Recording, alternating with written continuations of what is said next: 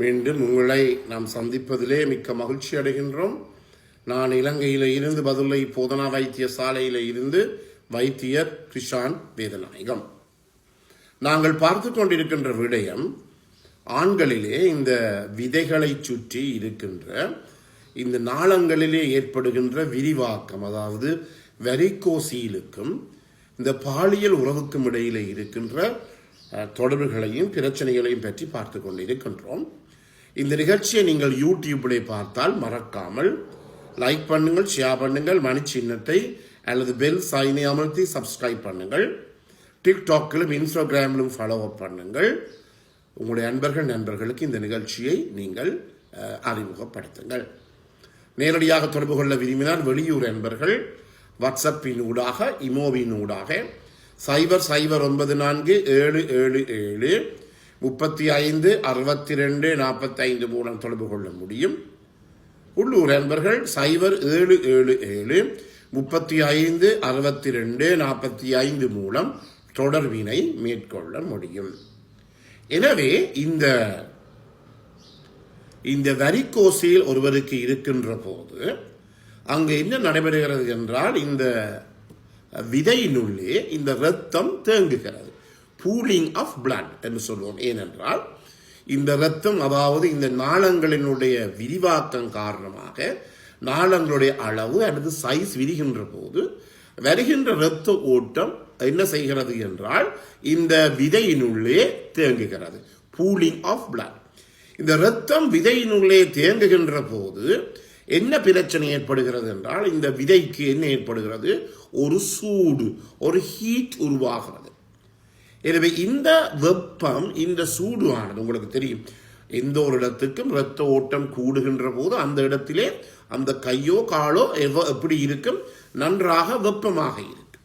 எனவே அதே போலத்தான் இங்கும் என்ன நடைபெறுகிறது என்றால், இந்த இரத்த ஓட்டமானது நாளங்களுக்கு, இந்த இரத்த ஓட்டமானது விதைக்குள்ளே கூடுதலாக தேங்குகின்ற போது இரத்தம் அந்த விதியை சுற்றி ஒரு ஒரு வெப்பமான சூழ்நிலை உருவாகுகிறது. எனவே இந்த வெப்பமான சூழ்நிலை உருவாகுகின்ற போது உங்களுக்கு தெரியும், இந்த விதையிலே இருக்கின்ற ஒரு கலங்கள் இருக்கின்றது. அதை நாங்கள் லீடிக் செல்ஸ் என்று சொல்லுவோம்.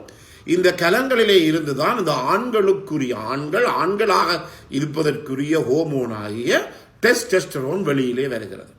எனவே இதன் அடிப்படையிலே இந்த டெஸ்டெஸ்டரோன் ஆனது இந்த நாளங்களில் இருக்கின்ற இரத்த ஓட்டம் கூடி இந்த விதையினுள்ள ஹீட்டானது, வெப்பமானது உருவாக்குகின்ற போது அந்த வெப்பமானது இந்த லீடிக் செல்ஸுக்கு பாதிப்பை ஏற்படுத்தி அதன் மூலமாக இவற்றில இருந்து வெளிவருகின்ற இந்த டெஸ்டெஸ்டரோனினுடைய அளவு குறைவடைகின்ற போது என்ன நடைபெறும்?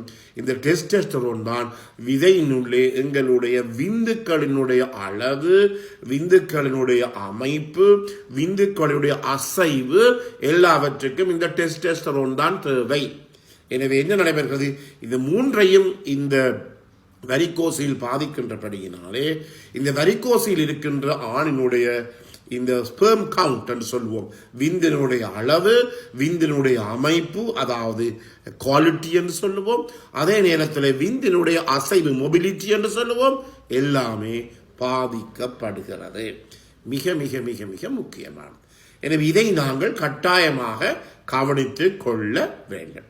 உங்களுக்கு தெரியும், சாதாரணமாக ஒரு ஆணினுடைய விந்திலே ஒரு ஆண் ஒரு தரம் ஒரு பெண்ணுடன் பாலியல் உறவை வைத்துக் கொள்ளுகின்ற போது ஒரு தரம் இந்த விந்து அல்லது சுக்கில பாயம் வெளியேறுகின்ற போது, நீர் வெளியேறுகின்ற போது 1 மில்லிலிட்டர் அந்த தண்ணீரிலே, அந்த சுக்கில பாயத்திலே 150 மில்லியன் விந்துகள் இருக்க வேண்டும். எவ்வளவு இருக்க வேண்டும்? 15 கோடி. குறைந்தது 4 கோடியாவது இருக்க வேண்டும். 150 மில்லியன் அல்லது 15 கோடி, மிக மிக குறைவாக 4 மில்லியன் இருக்க வேண்டும். அதே நேரத்தில் இந்த குவாலிட்டி அமைப்பானது நார்மல் அமைப்பாக, நார்மல் கல்ச்சராக, நார்மல் ஸ்ட்ரக்சராக 150% விந்துகள் இருக்க வேண்டும். உங்களுக்கு தெரியும், விந்துகளை நீங்கள் பார்க்கலாம். நீங்கள் இன்னொரு யூடியூப்லையோ இணையதளத்திலே போனீர்கள் என்றால் முன்னுக்கு ஒரு தலை இருக்கும், பின்னுக்கு ஒரு வால் இருக்கும். இந்த வாட்பை, இந்த தவக்கை அல்லது தேரையினுடைய அந்த ஒரு குடம்பினிலை முட்டை போட்டு முட்டையிலிருந்து வரை அதே போலதான் முன்னுக்கு ஒரு வாள், முன்னுக்கு ஒரு தலை, பின்னால் ஒரு வாள். அதுதான் நார்மலான ஒரு விந்தினுடைய அமைப்பு. சில நேரங்களில் இந்த விந்துக்களுடைய அமைப்பு மாறுபட்டிருக்கு. ஆனால் நார்மல் விந்துக்களினுடைய அளவு ஒரு முறை ஒரு ஆண் அவருடைய பெண்ணினுடைய யோனியிலே தன்னுடைய விந்தை விடுகின்ற போது 150% விந்துகள் நார்மல் ஸ்ட்ரக்சர், நார்மல் அமைப்பாக இருக்க வேண்டும். அடுத்ததாக ஓடுவது. உங்களுக்கு தெரியும் என்ன, நேரடியாக நாங்கள் செக்ஸ் பண்ணுகின்ற போது, பாலியல் உறவை மேற்கொள்கின்ற போது நாங்கள் கருப்பைக்கு உள்ளுக்க போய் எங்களுடைய ஆண்குறியை விடுவது இல்லை. நாங்கள் ஆண்குறியை அதாவது ஏறக்குறைய ஒரு 1/3 பகுதியான இந்த யோனி பகுதிக்குள்ளுக்கே தான் நாங்கள் விடுகிறோம். எனவே 1/3 பகுதியான யோனி பகுதியிலே விடப்பட்ட இந்த சொக்கில பாயமானது, இந்த சொக்கில பாயத்தில் இருக்கிற விந்து ஆனது அப்படியே நீந்தி நீந்தி நீந்தி வந்து கருப்பை வாயிலே இருக்கின்ற துவாரத்தினூடாக, கருப்பை ஊடாக சென்று ஃபெலோப்பியன் குழாயினூடாக சென்று அந்த ஃபெலோப்பியன் குழாயிலே நீந்தி அங்கே இருக்கின்ற ஒரு பகுதி அம்பியூலா ஆஃப் வெட்டர் என்று சொல்லுவோம். அந்த பகுதியிலே தான் இந்த ஆணினுடைய விந்தும் பெண்ணினுடைய முட்டையும் சேர்ந்து கருக்கட்டப்படுகிறது. அப்போதான் ஒரு குழந்தையாக அந்த இடத்திலே அது உருவாகுகிறது. எனவே அந்த இடத்திலே அது உருவாகுகின்ற போது முக்கியமாக கவனித்துக் கொள்ள, இவ்வளவு தூரம் என்ன செய்ய வேண்டும், அந்த விந்து அப்படியே ஓட வேண்டும். ஓடுவதற்கு அதைக்கு ஒரு அசைவு தேவைப்படுகிறது. எனவே இந்த அசைவும் இந்த வெரிகோஸில் ஏற்படுகின்ற அந்த சூடு காரணமாக விந்துக்கள் பாதிக்கப்படுகிறது. எனவே சாதாரணமாக 140% விந்துகள் நன்றாக ஓட வேண்டும். அவ்வாறு ஓடினால்தான் அந்த பெண்ணினாலே கருத்தரிக்க கூடியதாக இருக்கும். இதை மிகவும் முக்கியமாக கவனிக்க வேண்டும். எனவே நீங்கள் இப்படி பிரச்சனைகள் உங்களுடைய வைத்தியரை கண்டு அதற்குரிய ஆலோசனையை பெறக்கூடியதாக இருக்கும். சில மருந்துகள் மூலமாக இதை மாற்றக்கூடியதாக இருக்கும். சில நடைமுறை வாழ்க்கை வித்தியாசங்கள், அதாவது டைட் அண்டவியாஸ், நான் இதை பற்றி பின்னால் ஒரு நிகழ்ச்சியிலே சொல்லுவேன். அவற்றை அணிவதன் மூலமாகவும் இந்த பிரச்சனையை எங்களாலே குறைக்கக்கூடியதாக இருக்கும். அடுத்ததாக இன்னும் ஒரு பிரச்சனை இருக்கின்றது என்றால் உங்களுக்கு தெரியும். அதாவது அதாவது இந்த வெரிகோசில் காரணமாக இந்த விதையினுடைய பாரம் அதிகரிக்கின்றது. அதாவது விதைப்பை அல்லது விதையினுடைய பார்வையன் விதையினுள்ளே, விதையின் மேற்பரப்பிலே இவை தெரிகின்ற போது இது பூலிங் ஆஃப் பிளட், ரத்தம் போய் இந்த நாளங்களுக்குள்ளே என்ன செய்து விடுகிறது, தேங்கி விடுகிறது. ரத்தங்கள் போய் இந்த நாளங்களுக்குள்ளே தேங்கி விடுகின்ற போது அந்த இடத்திலே என்ன ஏற்படும் என்றால் பூலிங் ஆஃப் பிளட், நாளங்களிலே இரத்த ஓட்டம் தேக்கமடைகிறது. எனவே இரத்த ஓட்டம் தேக்கமடைகின்ற போது அந்த இடத்திலே அந்த விதையினுடைய பாரம் கூட இருக்கிறது. எனவே இந்த பாரத்துடன் அவர் தன்னுடைய மனைவியுடன் செக்ஸ் வைத்துக் கொள்ளுகின்ற போது சில நேரங்களிலே இந்த விதைப்பையினுள்ளே அவருக்கு தாங்க முடியாத வலி ஏற்படும். எனவே pain during or after sex, அதாவது மனைவியுடன் இருக்கின்ற போது அல்லது மனைவியுடன் இருந்த பிற்பாடு அவருக்கு என்ன ஏற்படும் என்றால் தாங்க முடியாத வலி ஏற்படுகிறது.